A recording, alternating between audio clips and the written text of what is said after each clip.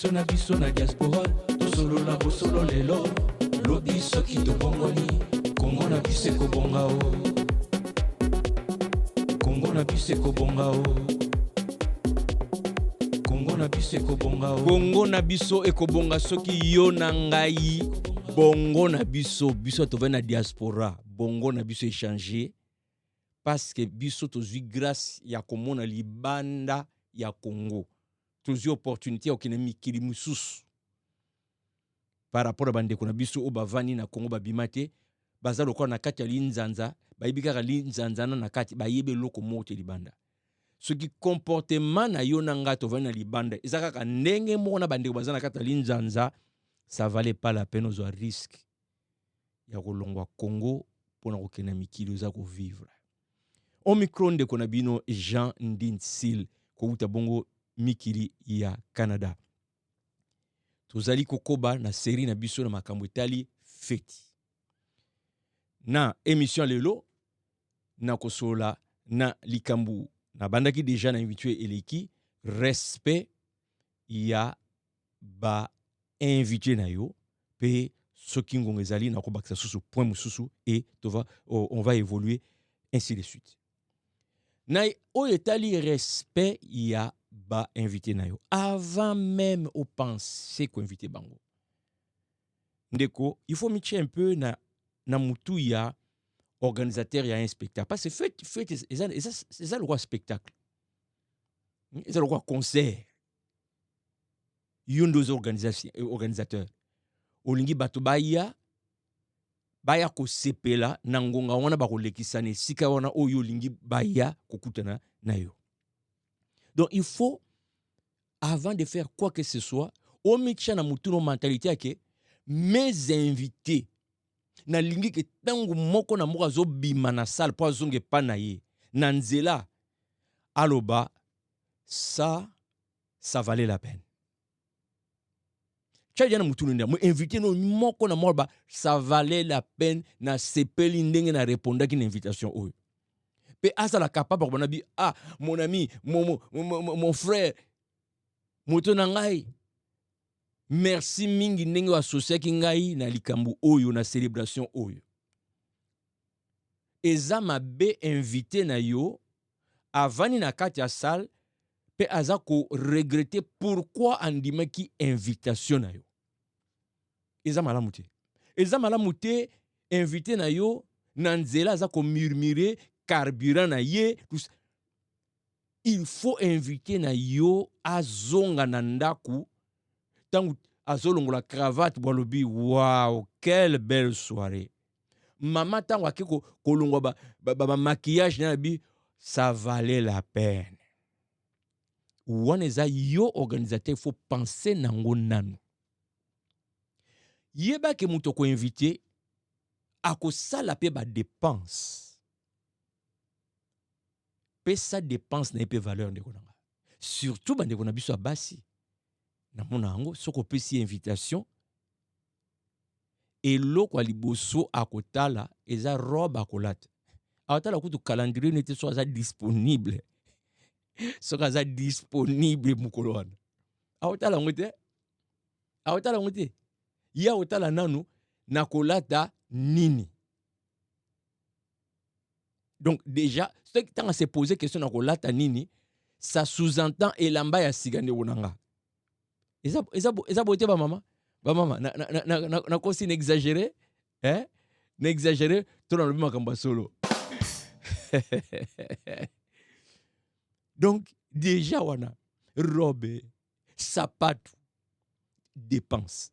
Donc kanisa ki invité na yo a ko engager ba dépense. Dépense na bia bilamba, dépense ya carburant pour acheter essence na mutuka na ye, dépense même ya cadeau. Kanisa ngo, il faut que tant mutu akozonga na ndako a calculer biloko na surtout sans oublier aussi son temps. Temps eza na valeur muni na kosaka na ngote. Tala biso na Amérique du Nord bakat time is money. Kotoyo to futa maka par heure. Donc chaque 60 minutes il compte de fois quota. Alors tant mutu avande pa aye na kati ya salle ya fête wana likonde kota suste. Mais il faut quand même ezala compensé par ambiance à revivre dans sika wana parce que tout n'est pas monétaire. Donc c'est un sentiment, hein? Sentiment na community et remplacer mbongo.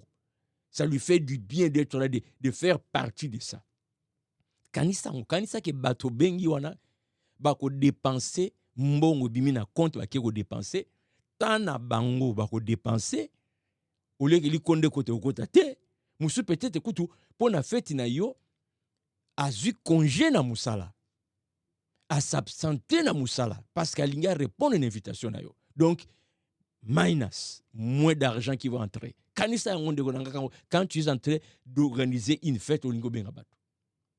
Donc paie sa valeur na biloko na nyonso en pensant na bato oko invité. Valorise tes invités. Non seulement ça, notion ya ko valoriser ba invité na yo, ce qui vraiment au comprendre ngo koti na bongo na yo et ko pousser yo au traper tous les aspects d'organisation. Au s'assurer que okozana une équipe moko ya protocole ya makasi oyo kozwa penda soin ya invité na yo batie bango à l'aise. Ce qu'il faut balia okoluka peno s'assurer que bakolia bien en passant fait on bouteille d'éléments fait on a mal malgré ba retard malgré ba absence à batou d'ailleurs absence à batou moi côté possible ça y ngana récupérer ici côté olia bandeu na liaki na zaki DJ na bosani que na za DJ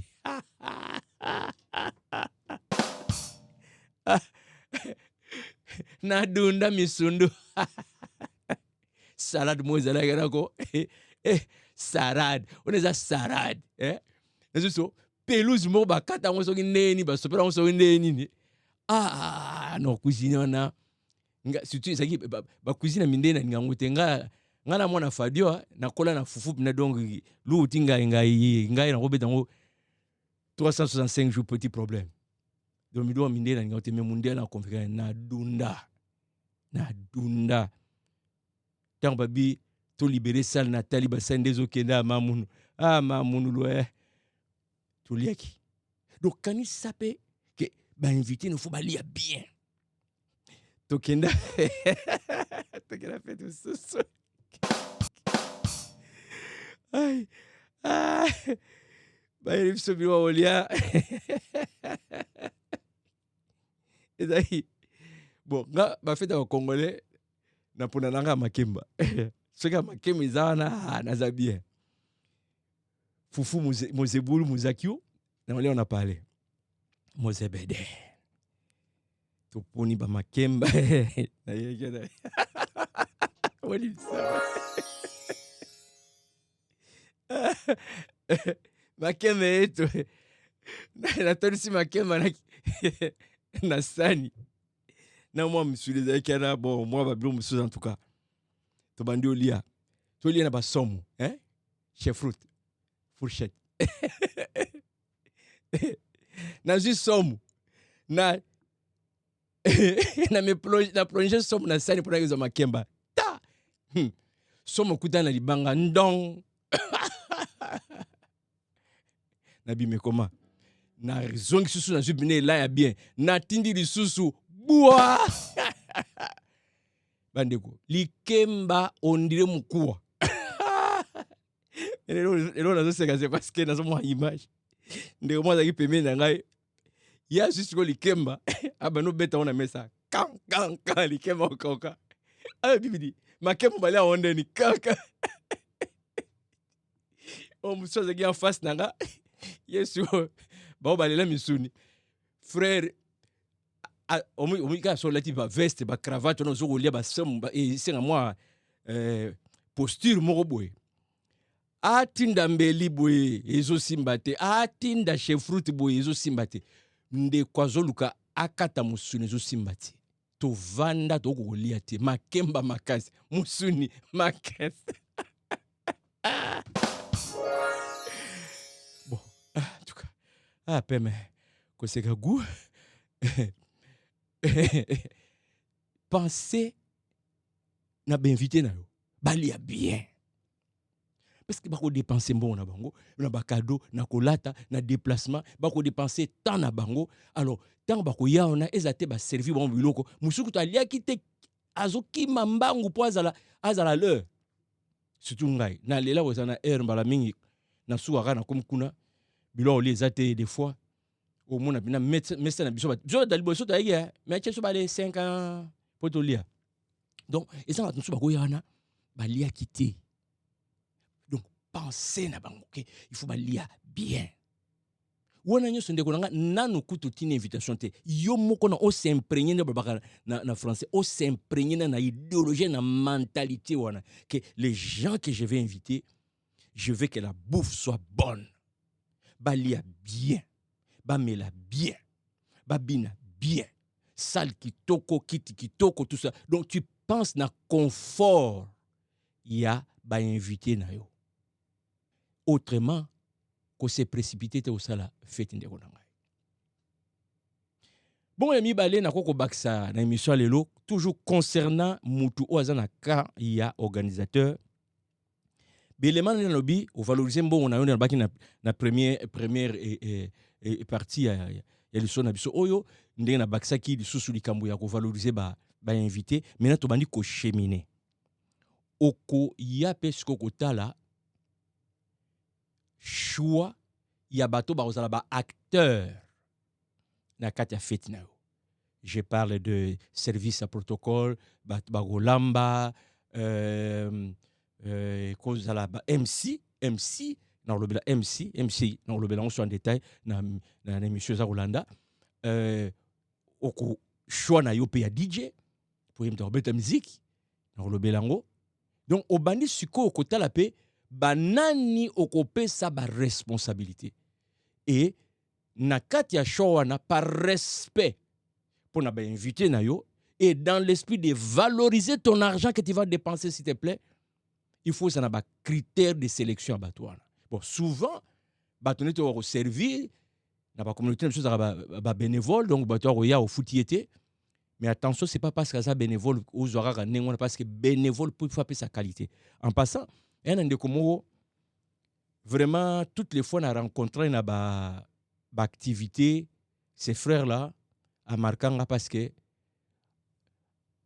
ils ont une phrase mo ibimana monone na yoka alobi ce n'est pas parce que c'est bénévole que ça doit être de piètre qualité.